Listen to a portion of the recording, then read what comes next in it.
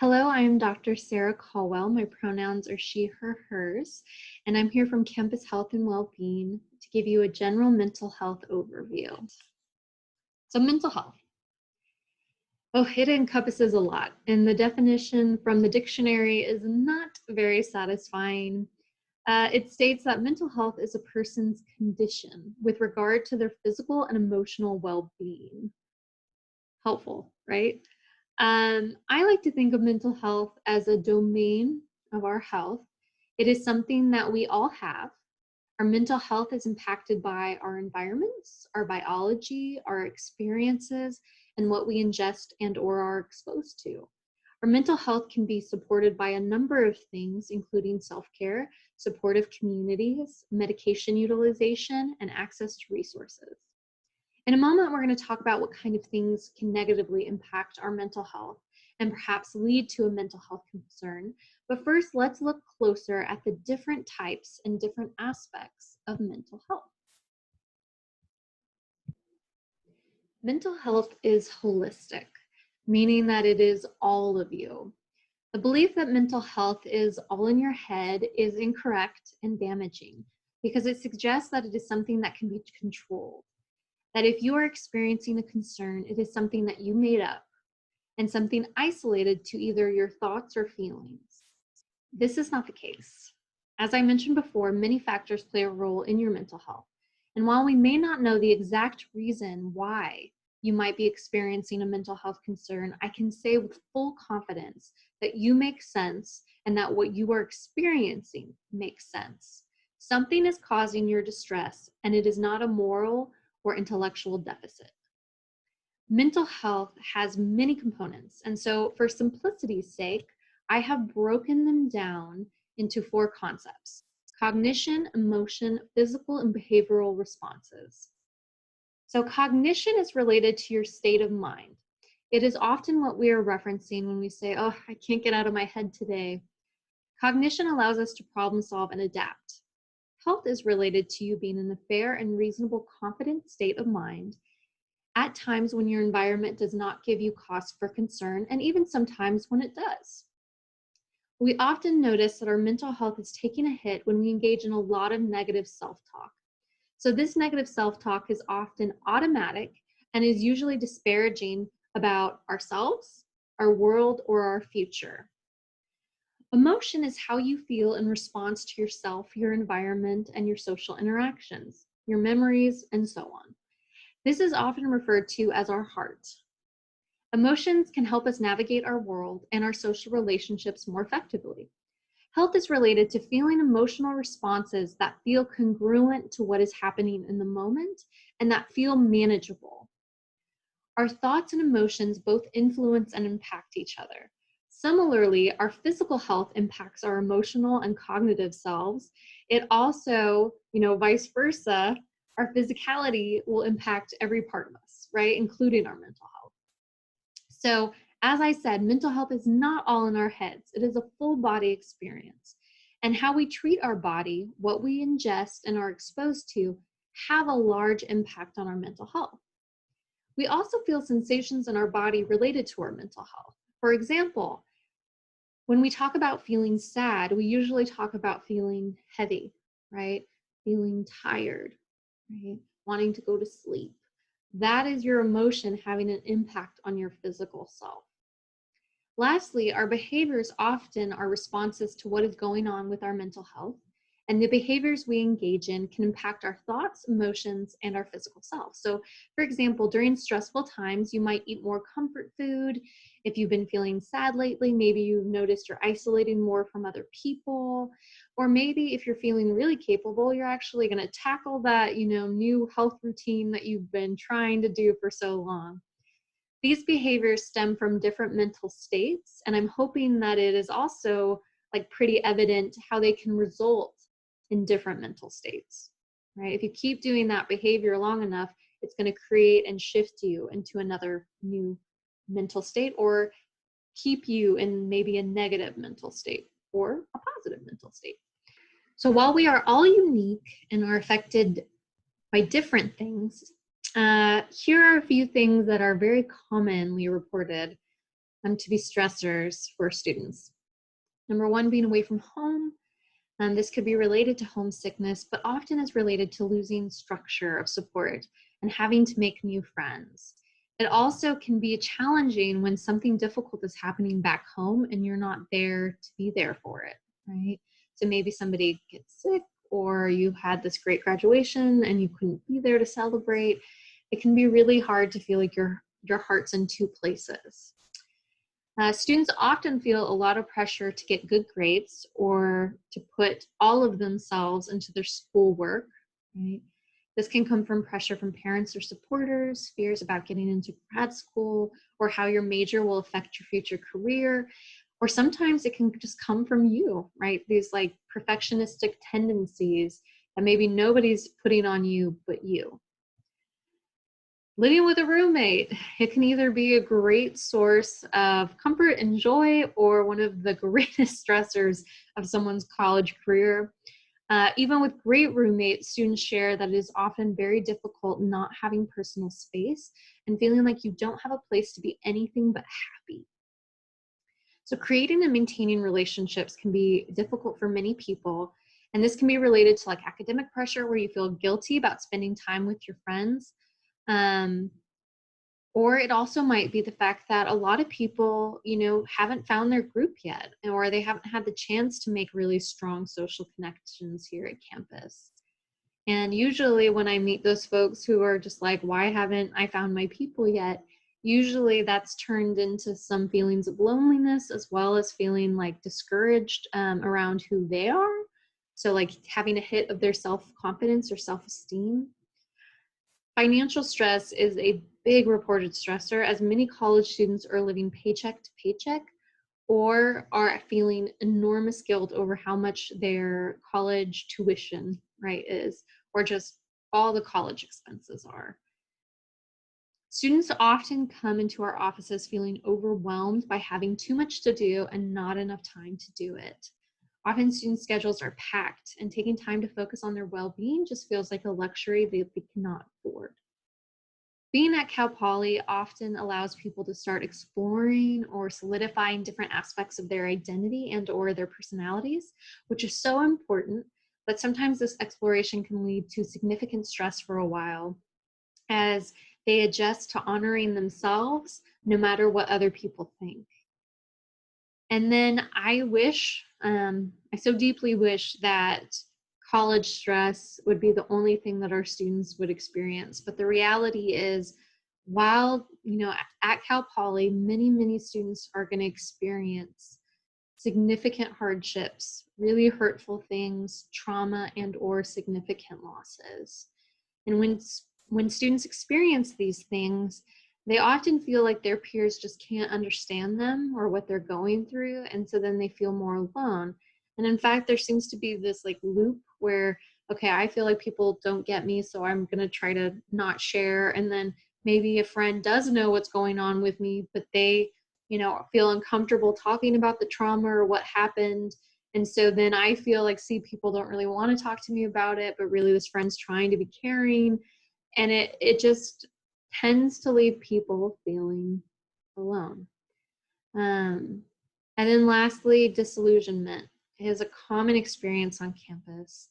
Whether it is the stress of discovering that college hasn't been what you thought it was going to be or what you expected, that you are stuck in a major that you hate, or that you are not who you thought you'd be at this point in your life.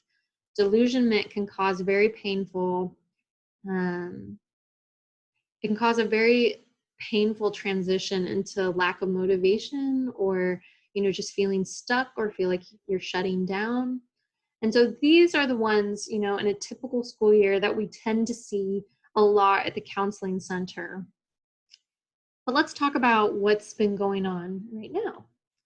So students have been experiencing some unique stressors during the COVID-19 pandemic because it has thrown our lives into disarray. As a result, our nation is experiencing a lot of stress, hardships, and just anxiety. The reports of it are off the charts. Students have been affected in many ways, including the following: adjusting to virtual learning while some may enjoy this learning style, I am typically hearing that this transition has been incredibly difficult for students. This is related to feeling like they are learning on their own, being routineless, and having to learn so many new skills to adapt to virtual learning. With that comes the reality that the future is unknown. When we go back to normal, well, it's unknown when we will, or what that's going to look like, what our new normal is going to look like. And that can be really hard for us as humans to sit with. Most of us can do okay knowing that our suffering, is going to be from here to here, and then it's going to be better. But right now, we don't have that sense, right? And so that's causing a lot of underlying stress. Isolation.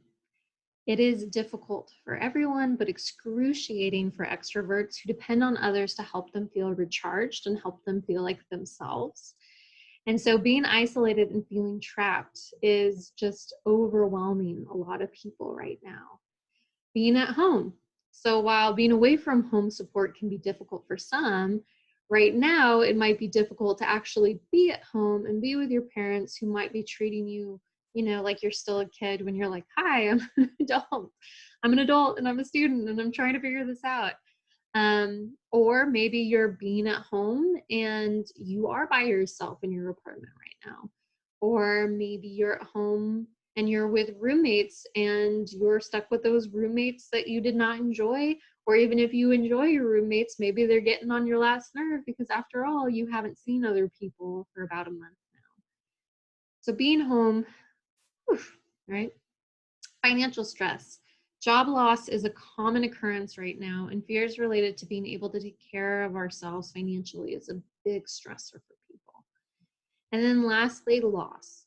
Whether it is loss related to the virus, whether it's loss of a job, loss of a routine, loss of, your last quarter at Cal Poly. Right now, most people are juggling significant loss while trying to continue their education. All right, so the first part of managing our stress is to recognize when we are stressed. And this can be challenging for us because a lot of us are so used to being stressed out that we don't even realize, right, that we are too stressed out. We kind of take it as an average day. And sometimes we don't recognize it until our body is throwing really, really significant signals at us. So stress does affect us all differently, but when we encounter stress, our body releases chemicals that help us deal with perceived threats. And this is called fight, flight, or freeze. You've probably heard of it. So if I see a bear, my body is going to prepare, right? It's going to tense up. My heart's going to start racing. I'm going to start breathing a little bit faster. And this is to hopefully help me survive this dangerous situation, this stressful situation. However, our body can misinterpret things, but we can also put weight on things that maybe aren't as scary as a bear in the forest. So for example, during finals week, I was always, running around like there was a bear chasing me because I would be putting so much pressure on myself to do well. And usually, I don't know about you, but by the end of finals week, I always got hit by the flu or some like terrible sore throat or something because I wasn't taking care of myself and my body was locked in this fight, flight, or freeze response. So what's listed here are many significant symptoms that can cause distress. This is just a very brief list of possible stress symptoms. A simple Google search will result in much longer lists. So if you want to see even more symptoms, check that out. While I'm not going to read all of these, I do think it's important for us to have a general sense of how outside stressors and even internal stressors can create, right, things in our body, things in our emotional health that are signs that, hey, something needs to change.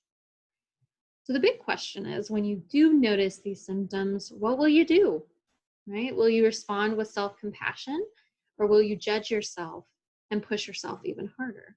Self-care is something that we all do every day to help us maintain our normal. However, when things get hard, usually humans respond to like the hardness by doing less self-care as opposed to doing more. That's usually the first thing we sacrifice. In the very short term, like a few hours to maybe a few days, the consequences of this are probably somewhat mild, but there will be some negative consequences of ignoring your need for self-care. But what we find with students is that they tend to ignore their need for self-care way, way past a normal threshold, right? Like in the short term, I get it. You're going for that goal. Finals is here. Maybe you're sleeping a little less. Maybe you're not taking as much social time. And in the short term, that's okay. But what happens when the short term starts to be the whole quarter?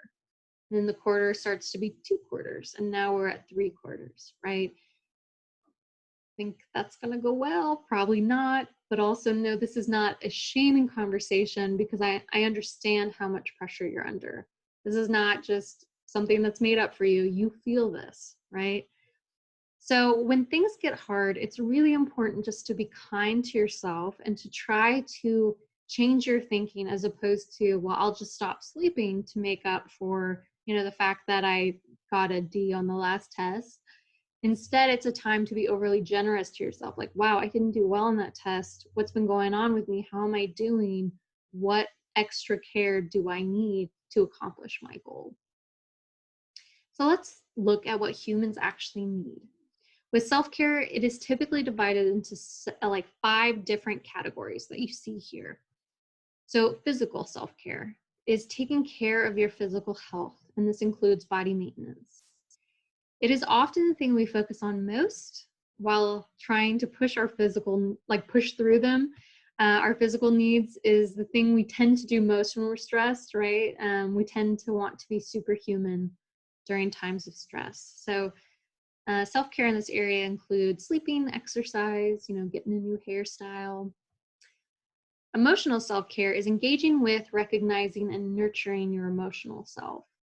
Examples include journaling, practicing gratitude, and doing fun things. Cognitive intellectual self-care is about engaging in activities that help you keep a clear head and a positive, fair mindset.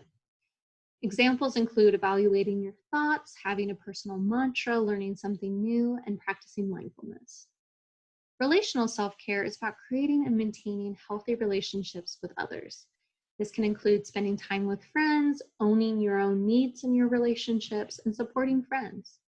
Lastly, spiritual self-care is really about what makes, when I say spiritual, it's about what makes meaning in your life. What do you think is the meaning, right, behind your existence? And you connecting with that. So self-care is about engaging in activities that reflect your spiritual beliefs or your personal belief system. So this could include prayer, meditation, volunteering, giving, spending time with your preferred spiritual community, spending time in nature. And do you happen to notice how these domains seem to map on really well with what we talked about at the beginning, which was kind of our conception of mental health and the different domains of mental health?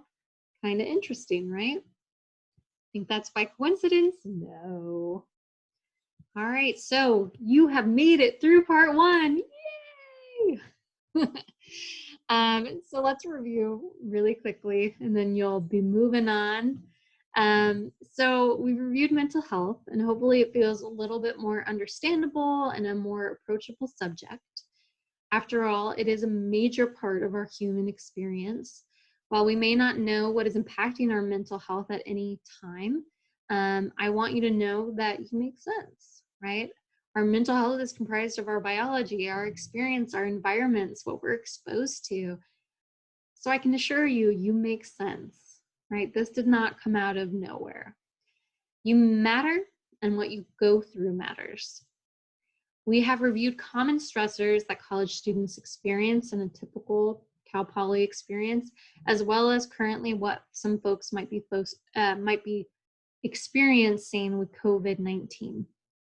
Not all stress is bad, so I want you to keep that in mind, but some stress can be quite overwhelming, right? And when it's consistent and prolonged, that's usually when it results in us being in distress, whether it's physical or mental or both, right?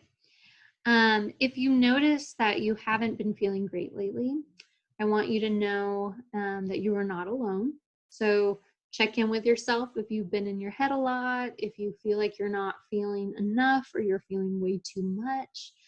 If you notice that your self care game's been a little bit off and you're just not feeling comfortable in your body, this is a great time to up your self care game. And that might include coming and talking to us. So if you need us, Cal Poly Services is here for you, and we really deeply care about your well-being. And right now we're all virtual, so give us a call and we will be able to connect with you.